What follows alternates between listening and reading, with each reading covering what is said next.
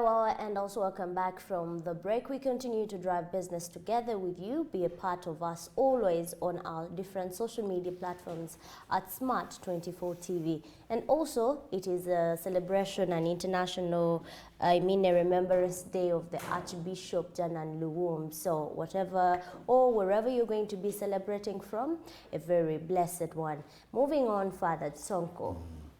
Well, celebrations of the Janan Luwum takes us to the time when he died under the leadership of, during the time when we were still under the leadership of Idi Amin Dada, President Idi Amin Dada. So it is a celebration that goes to the Christian fraternity, more so those that belong to the Church of Uganda, but furthermore, for those that do believe in the Lord Jesus Christ. So we are celebrating the Saint Janan Luwum Day. So that is one of the reasons as to why I realize that during public holidays is when I get to realize that most of the people who drive cars, private vehicles, are working in public service. Okay. Or either way, are working in either commercial banks or that thing, because most of the roads are free. It is only taxis that are moving around and very few let's say personal vehicles that are moving around. So maybe those are for the vehicles of people, hustlers or essential workers that can never get yeah, then that also connects to schools. Since it's a public holiday around the country, you know, there is no going to school for today. That is why we see maybe there is lower traffic areas or trafficked areas around Kampala here, even I think across most of the districts where you're watching us from. But continuing further on the business information, we're now going to be looking at how Monetary Policy Forum in Kampala was revealing a debt of about 5.6%. Now, the Bank of Uganda revealed that the public debt increased from 5.6% totaling to 73.7 trillion, which is approximately a 49% gross domestic product in December 2021. Dr. Adam Mugume, the Executive Director of Research, revealed that revealed it at the inauguration Monetary Policy Forum around Feb 15th at Kampala Serena Hotel. Let's have more. We do return to discuss about this, but also your opinion is welcome on our different social media handles. So, Dr. Adam Mugume revealed that the public debt increased by 5.6%, which gives a total of 73.7 trillion in December 2021. Uganda's debt is at 49% of the gross domestic product. This does not give room for the country to borrow. Dr. Mugume also disclosed that servicing the debt is an important factor and should always be prioritized. At 49% of GDP, you know that global public debt to GDP is above 300%. Okay? So when Uganda we are at 49% of GDP, we are much below. Now, that doesn't necessarily mean that we have room to borrow. No. The debt to GDP, the more challenge you have in servicing the debt. Now, so the big number to look at in case of Uganda is not as a share of GDP, is that animal called servicing the debt. Once you are servicing the debt in terms of paying back loans and interest rates, you see that it is about 29% of tax revenue. Automatically means that out of 100 shillings, you are able to collect 29 shillings will go first in servicing the debt. Inflation is likely to increase due to a number of factors such as the exchange rate, which will depreciate food prices and oil prices. Why are we saying it is likely to increase? Of the factors we have already said, exchange rate could depreciate because of whatever goes on globally. We are talking about around the exchange rate. We are talking about food prices rising. We are talking about oil prices. The price per barrel now is around $91 per barrel. Now, before we used to think that it will remain between 70 and 80.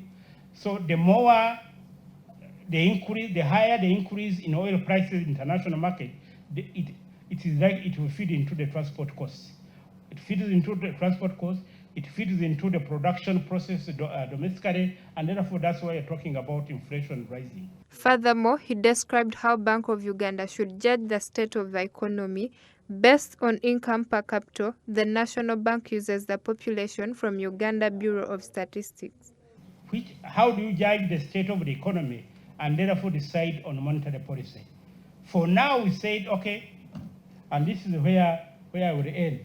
Looking at all these risk factors, looking at the way the economy has evolved in the 12 months, looking at where it is going, then the question is, although there is inflation, should you tighten monetary policy now or should you wait? Why? Why should you wait? Because there are question marks about economic growth. There are very many unknowns. They call them unknown unknowns. The first question was about what population do we use in terms of income per capita. We use the numbers by UBOS. You know very well, UBOS is mandated for that. And I think it gives a population of around in 2021. So basically, that's the population of Uganda we are using. Alex Ocham, the head of Financial Inclusion, Bank of Uganda, explained the public and other sectors are interested in having strong banking sector. Are interested in having a banking sector that is very strong, that is resilient. Resilience means that it can handle shocks like COVID-19 successfully, and also a banking sector that is able to support economic growth going forward. That is the main reason why we are thinking of increasing the minimum paid up capital. Minimum paid up capital that we are increasing means two things. It means the capital that a person needs in order to apply to open a commercial bank or a credit institution or an MDI. First, with the post-lockdown scenario, which has been dominated by full reopening of all sectors after a 2-year lockdown and improved consumer spending patterns, the central bank was seemingly compelled to maintain a neutral monetary policy stance that favors stable interest rates, low inflation levels, and sizable economic growth patterns. During its first policy meeting of 2022, very well, and that is Gloria Mbabazi reporting for us there on how the public debt has greatly improved. Remember, public debt, that's the money the country owes. It's actually not improved. It is in a worrying state. So when you look at that as a nation, if we even put it in that way, the fact that the public debt has increased by 5.6 clearly shows you that now, according to Dr. Adam Mugume, they're going to work, in fact, they're going to be servicing the debt because it is an important factor and should be prioritized. Because with this, when you look at the fact that it has increased, this gives us, you did say a total of around 73.7. I'm wondering why it even skipped my mind to say it has improved. No, when you look at the numbers, no, the numbers are tempting. The numbers here are tempting with the fact that it has increased 5.6 and we are in a year of economic recovery. But as much as we are trying to say, I think this is the first time the Bank of Uganda is now officially giving out a report after the death of the governor, who was also greatly against the Bank of Uganda or against the a public debt increment. Yes. I do understand, but from Ministry of Finance, it has always promised the country that, you know, the public debt is going to be decreasing, it's going to be, the percentage is going to decrease. And really, it's not about just the percentage increment or decrement here. Or what are we doing to make sure that, what factors are we, you know, looking out for to make sure our debt, you know, goes down, our debt slows, the pace at which the country borrows. We have to just fight that, the pace at which we borrow the money, either domestically or even internationally, how we do borrow. And just to highlight for you, a public debt, you may not even be understanding public debt. That's the money the country owes. A banja, is that the... A banja. A banja that the country, okay, when you're kumbanja, I owe you some money, right? So, for example, You see, that word normally disturbs me as well. Now, when I say I owe you, That means in Kubanja. yes, yes. So the country owes money to different groups. It could be different banks and also different economies. So that is money for the key stakeholders here in Uganda that take money into these banks, and then the government goes in there and then picks out money. It can borrow. It We have seen borrows government borrowing, and there are different ways on how government borrows actually. They can borrow resource, not just a fund, but that resource borrowed is going to be representing an amount at the end of the contract or any agreement that, you know, the two companies or organizations really. But here we're talking about states and economies agree on.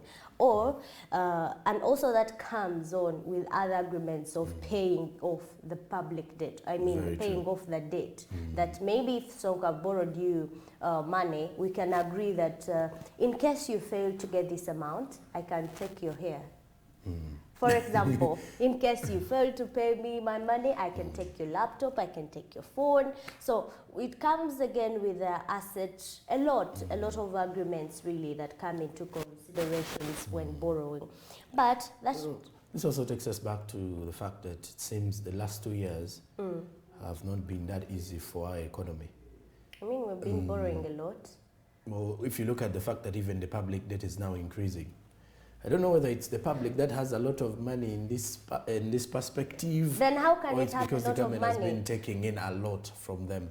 I Because I disagree there, Paul, because COVID-19, when it posed the crisis around the globe, at least international, even IMF came out, you know, to has give. been giving out these It funds gave most of the a countries. grant, but at the same time, there is a grant that it gave, and at the same time, IMF borrowed us again money. Mostly at a 70%, this country was relying onto the funding, especially on COVID-19 vaccinations, especially on PPEs, because if you are to remember, the different governments or economies were sending in a lot of vaccines, maybe equipment, you know, to take care of some African countries, from which Uganda is part of it, part of the beneficiaries. So at some point, we shouldn't really pose it to COVID-19, because the public borrowing has been there even before COVID-19. Just before COVID, our percentage around the public debt was around 48%. That is in the financial year 2019, 2020, just before COVID-19 just struck the economy or struck the economy.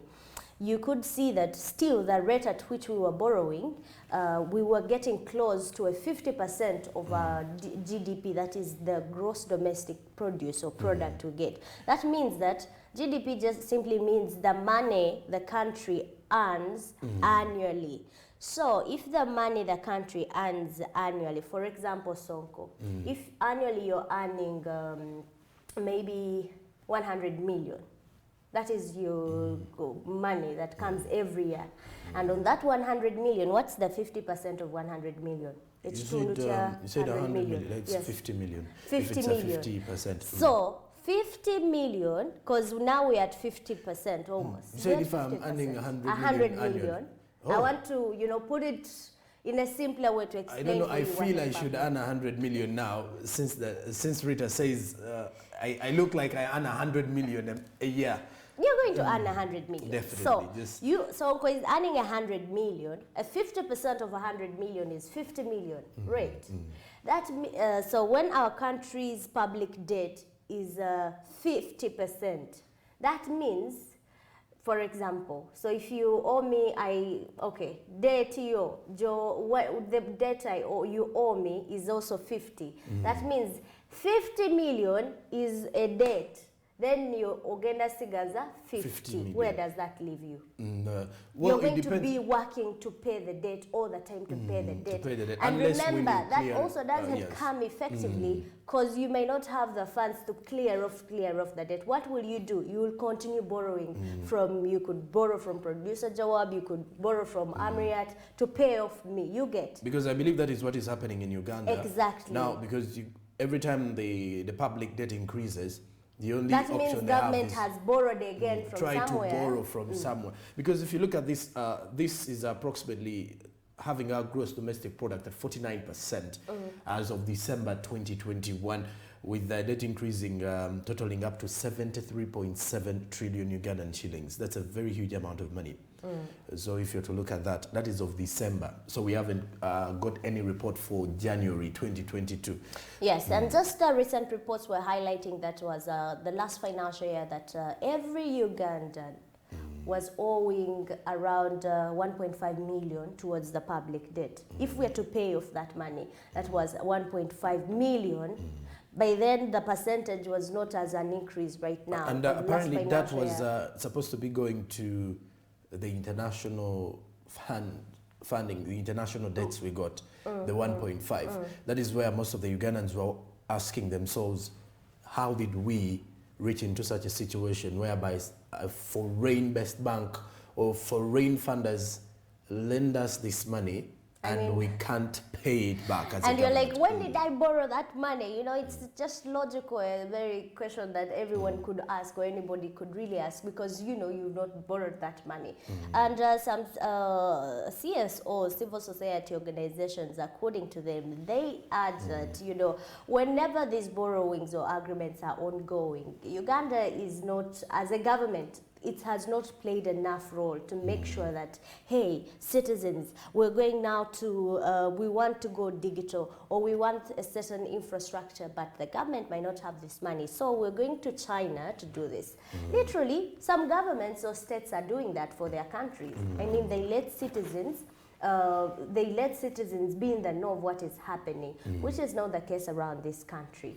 It only, the Minister of Finance will only come up and say, you know what, we finished borrowing that, and what will be coming up next, what will be coming up, we will be hearing on agreements on what we have to do. I mean, you saw reports, and there are still allegations, by the way, where the Chinese government is alleged that it is taking over the Entebbe airport. But when you look at the statements coming in from both angles, they clearly bashed off the news. And they, like the allegations state, it is just false reports.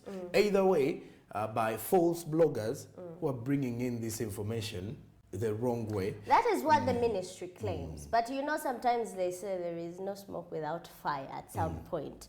But away from that, really, we have to make sure always as government we involve citizens in planning. Because at the end of the day, Sonko, it is the local person, the citizens, that are going to suffer paying this public debt. That is why you're seeing taxes increasing on sugar tax. There is inflation on prices. Prices, you can't determine them. Everyone is selling soap at their own prices. Blue soap at, I don't know right now, a stick of it or a buy is coming even to 1,500. So everyone is determining prices differently, and that is also coming in on how do we call it in Luganda? Omuti, not Omuti mainly, Echitole. Echitole is that one piece that was around 500. It's now at 1,000 something. That shows you that there are a lot of prices that actually increasing of late. So I don't know whether it's behind, because according to government, is that the fuel dealers had the fuel at the time. But when you look at some of the producers here, rather the suppliers, wholesalers, claim the reason as to why these prices are hiking is because of the fuel prices. They normally target to the transportation from the producer to their main point. But you're right, Sonko. Those are always going to be, you know, public arguments, because at some point, a biggest percentage around the country, around the economy, really, they tend not to be in the know of what exactly is happening. And that's why we're here, you know, to try and correct in a bit and give in some factual or even enlighten more. So many people are tagging to, you know, they are still on a tag of fuel increase. And you're actually right. With so the they're challenge saying of because amafuta galinya, bino nabyo binokola ki. Is it with the challenge of But our that's economy not it. is liberalized economy, whereby anyone is very free to set a price they do want. I normally give examples of mini supermarkets or retail outlets of fuel stations. And I still believe they're the most expensive supermarket you will ever get in Uganda. Why? Because they tend to have an increment on any price. A soda that goes for 1,000 in most of these outlets will go for around 1,300 or 1,400, and it's actually predominantly amongst these bigger brands of fuel stations. So you see, everyone has a chance to just hike any price they want, and they have a way they defend everything. And that could be a good thing for different businesses. And as we move on to the next, just to let you know, on to monetary policy, that's a policy adopted by monetary authority nations in control of different monies. It is just the quality of money available, and also in which the channels of the new money or any money will be channeling into the designated areas to go. What next? And all right, we've been speaking of how the government has been getting grants and funds, and this particular one takes us to the Ministry of Health. The Ministry of Health received 1,000 oxygen cylinders from the Danish embassy, and these cylinders are believed to be worth 782 million Ugandan shillings that we received. And it was still during the same event when the ministry was receiving these particular cylinders that the Minister of Health, Dr. Jane Ruth Acheng, revealed that the country is officially out of the COVID-19 third wave. She didn't comment whether we shall be receiving a fourth wave in the long run, but the statements say we are officially out of the COVID-19 wave. That is the third wave of COVID-19. So with this, the cylinders of capacity 6,800 liters and 1,000 oxygen cylinder regulators, and these oxygen regulators and humidifier bottles procured with support from the Embassy of Denmark through the World Health Organization. Let's have the details of this report. The Ministry of Health has received 1,000 oxygen cylinders of capacity, 6,800 liters and oxygen, 1,000 liters, regulators and humidifier bottles procured with support from the Embassy of Denmark through the World Health Organization. These cylinders will support the ongoing COVID-19 response and overall health system in Uganda. Dr. Ruth Acheng, the Minister of Health, said that since the pandemic, the ministry has procured and received over 7,000 cylinders, and this addition will boost their health centers with cylinders that will beat the shortage of oxygen in the country. During the COVID pandemic, and especially during the second wave when we had the Delta variant, we had a big challenge of oxygen. And we set out to ensure that it never occurs again. We made a projection of what we need, and since then, I can ably say we have procured and received over 7,000 cylinders into the country, and this has been distributed to various hospitals. So this addition comes a long way in boosting up the stock of cylinders that we had projected to have. Dr. Cheng thanked the Embassy of Denmark and also the World Health Organization for the support to Uganda, as these cylinders come at a time when the nation has been battling to secure as many oxygen cylinders as possible to support in the intensive care units. Appreciate the government of Denmark in a special way. As you heard from the ambassador, this is the fourth time. We have received a lot of support in this pandemic time. But also previously, the government of Denmark has supported the government of Uganda. And I want to say a big thank you to the World Health Organization, who has not only supported, but has been present both technically and strategically at all levels to ensure that we respond to the pandemic in a way that is acceptable, both internationally and nationally. In his remarks, the World Health Organization representative in Uganda, Dr. Jonas, speaking on behalf of World Health Organization, said that one of the key responses to the pandemic was the cylinders that offered oxygen, and he believes that these cylinders will handle different capacities. He believes that these cylinders will be available for future use even when the outbreak of COVID is over, since it's important for health facilities to have plenty cylinders. Have to realize is tomorrow, hopefully day after tomorrow, in our lifetime, COVID will not be there, but these cylinders will be there to support mothers, children, and to support the health system cope with the demands. And of all things, what you don't want to have shortage of is the air you breathe. And this support will make sure that people who needs it have air so that they can survive. It was during this event that the Ministry of Health announced that Uganda is out of the COVID-19 third wave outbreak following a steady reduction in positivity rate. The Minister of Health, Dr. Ruth Acheng, says currently the country has only 4 districts that have registered COVID-19 cases. These include Kampala, Kabalore, Mpigi, and Wakiso. According to Acheng, the positivity rate stands at 1% and 10 to 20 cases are registered in the above-mentioned districts that have active cases. Today, we are out of the third wave, and I can comfortably say that we are out of the third wave. The positivity rate is very low at almost just 1% all over the country. There is no district in alert phase. There is no district in response phase. We only have a few pockets of infection, mainly in about 4 areas, that is Kabarole, Mpigi, Kampala, and Wakiso, with attack rates of about 10 to 20 cases per day.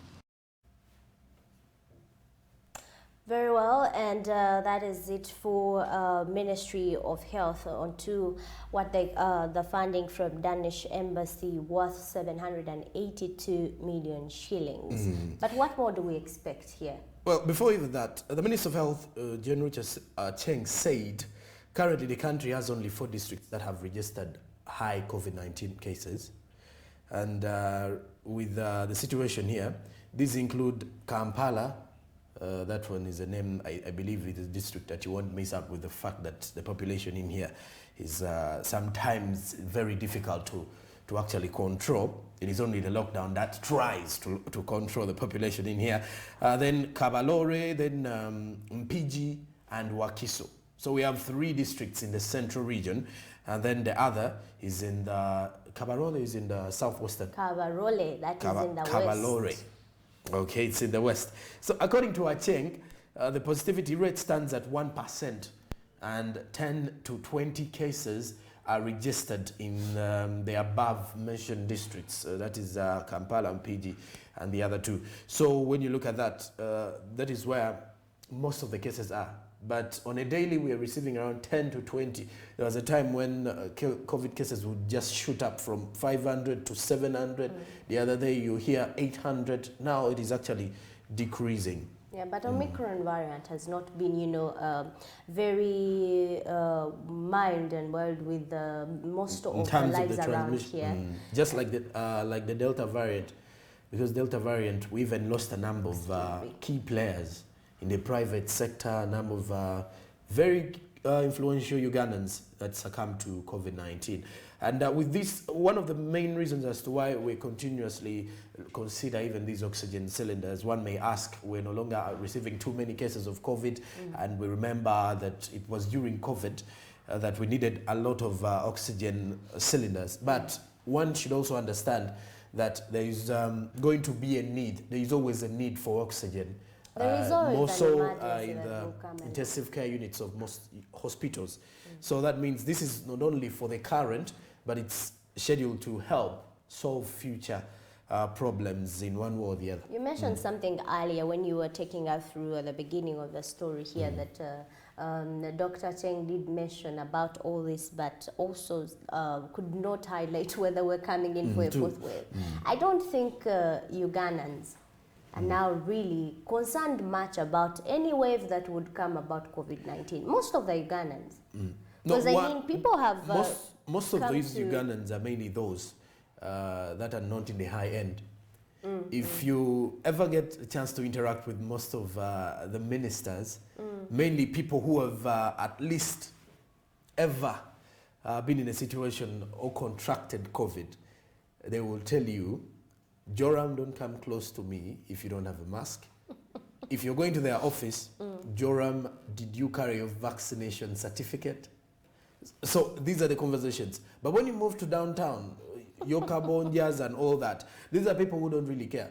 At I the don't know time even when why I'm laughing. You know, at the time when even, so this time, this kind of situation or this type of discussions are mainly amongst Ugandans that are in the downtown, or I would say those that don't work in big ministries or in the top-notch offices. So mainly those are not really concerned because they tend to take COVID as a rare disease. They would say, COVID, you've heard of all those stories. COVID, you get. But then there are people who've lost. Have succumbed. And also the people who have lost loved ones on a function on COVID-19, they would really be conscious if you would just be negligent on, you know, taking care of yourself next to them, you know, issuing out maybe a social distance. So at some point that would, you know, trigger their mind and say, hey, could you at least maybe sanitize, could you at least, but please make it a routine to always put your mask on. Let us even, okay, if you're not able to keep the social distance, have your mask on at least. Very.